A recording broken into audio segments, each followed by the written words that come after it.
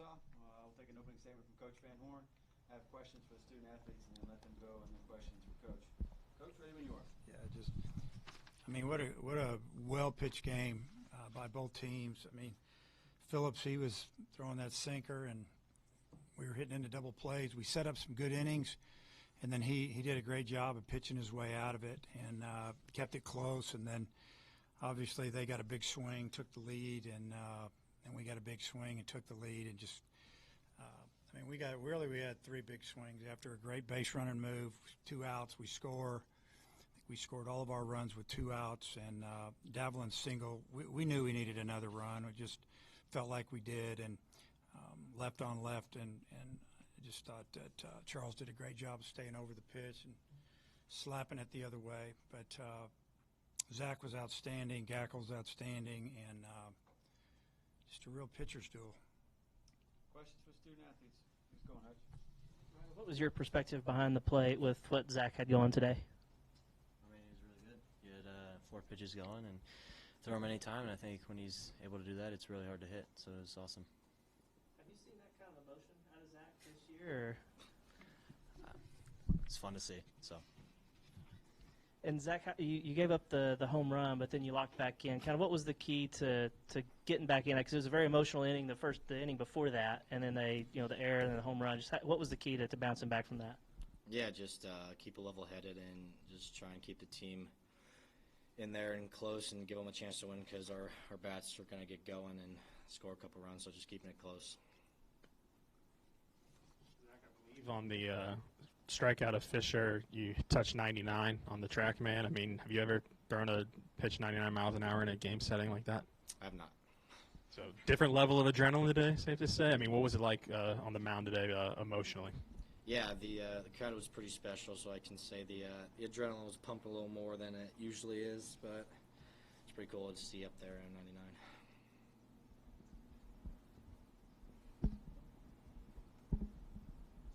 Yeah, Ryder, I guess, what's with it with you and kind of the moonshot home runs into the visitors' bullpen? I think you've done that 3 times now this year. I don't know.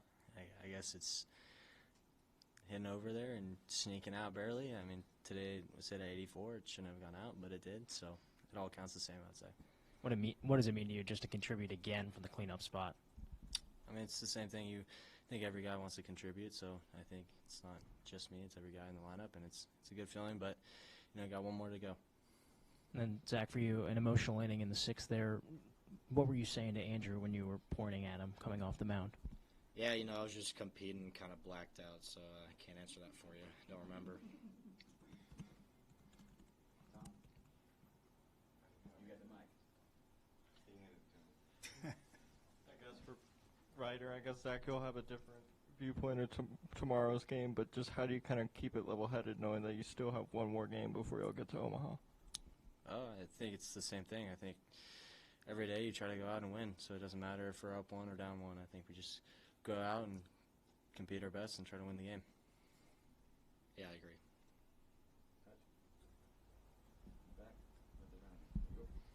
Zach, was there anything you saw differently with Tennessee's bats this time around versus 3 weeks ago? No, I'd say they're still the big hitting, scary Tennessee team they were 3 weeks ago, and it was better to go out there and get the results this time than what happened last time in a big game like this.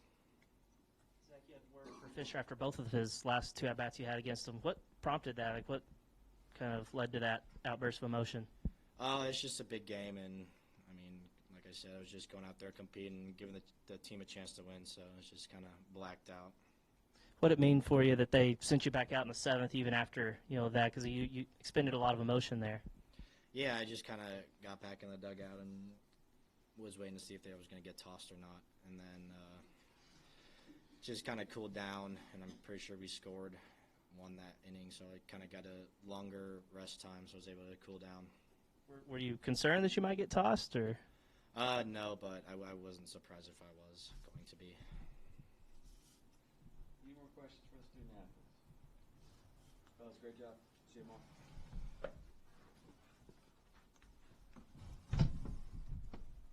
Questions for Coach Van Horn? How'd you get us going? Dave, what was kind of the thought process sending him back out in the 7th after all that emotion at the end of the 6th? Well, we didn't feel like he was done. We feel like he still had some left, and he showed us that he did. As a matter of fact, he could have gone back out in the 8th. I think everybody was at 95, and we were getting ready to go through their lineup again. And I guess we had to go through 7, 8, 9, then we were back to the top, and then we thought let's get Gackle in there and get him rolling before we get to the top of that order, because we knew that would be tough. Do you like seeing that kind of emotion from your starting pitcher? Not really, not that much. I mean, I want them to stay under control so they can pitch longer. You know, you can only use so much adrenaline. It's going to end up backfiring on you after a while. But his stuff was tremendous, and, you know, he was just competing like he said. And, you know, I think probably the crowd got him going a little bit and all that was going on. And I like the fact that he could still throw the ball over the plate and spin it, throw it over the plate, and, you know, did a great job. He gave us 7 strong innings. Before Helfrick hit the home run, it was a 4-pitch walk to Maxwell. Was there any consideration to giving Ryder a take there with Phillips' pitch count going up because he hit the first one? No, we just felt like that, you know, the ball was flying to left today with the breeze and the wind blowing out, that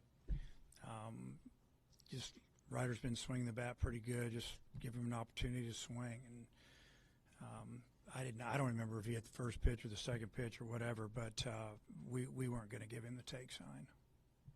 For Zach, you know, you give him the number 33 coming into the season. I know you got one more game to get to the College World Series, but I mean, just can you put into perspective the pitching performance that he delivered for you guys tonight? And I guess was that kind of what you envisioned when you brought him here to Arkansas? Yeah, I mean, he's really made a jump.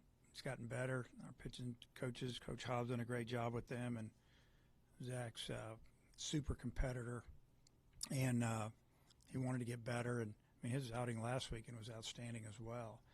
So, you know, I feel like that he came here because he felt like he could get better. He wanted to pitch for Coach Hobbs, and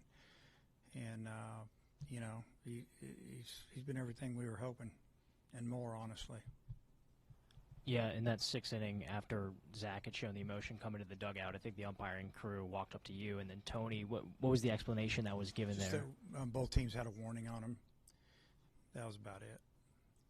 Yeah.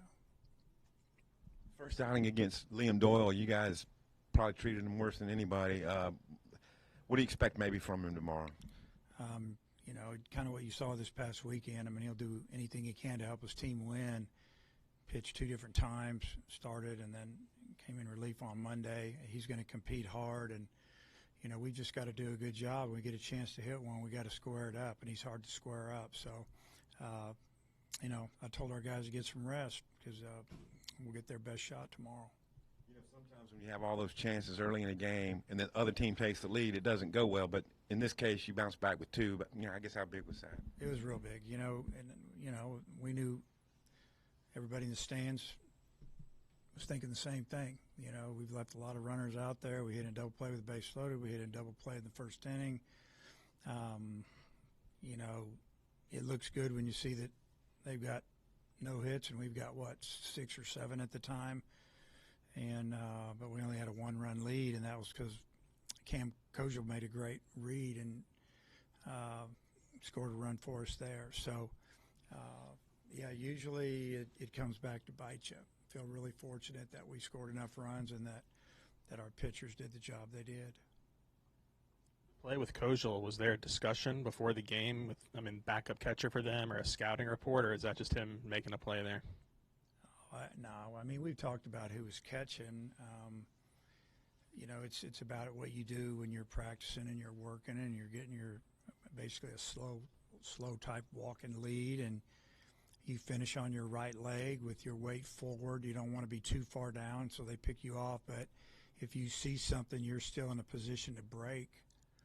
And you know, he had his weight forward when the ball's in the hitting zone. He gave himself a chance, and ball kicked away, and he didn't hesitate. You know, even if he would have been out, I wouldn't have been upset with him if it had been bang bang, because he made a commitment to do it, and he did it. He did a great job. Yeah, Gabe was game one starter back all the way back in February. I mean, what's it kind of like having back-to-back guys in a game like this who kind of have starter stuff for just a full 9 innings? No, I mean, whenever you got pitchers like the 2 guys we threw today, you're confident you can keep teams down, even a great hitting team like Tennessee. So, they did it. So, but, I mean, to answer your question, it gives me a lot of confidence.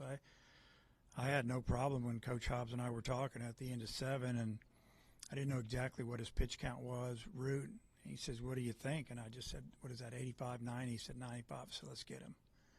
And because, Gabe's awesome. Let him have his turn. Root's velo seems like it's ticked up the last few weeks. Is that something you've noticed as well? On who? Root. Yeah. I mean, a lot of times, guys, at this time of year fading a little bit. He seems to be getting maybe a little stronger, and he can reach back and get a little more when he needs it. He doesn't have to pitch at 96, but he can go to 96 a lot. He can go to 97, maybe a little more. You saw it. But I like the fact that he's throwing that changeup and that breaking ball for a strike, and it's been it keeps you off balance just enough. And just want to confirm, you going with Wood tomorrow? Yeah.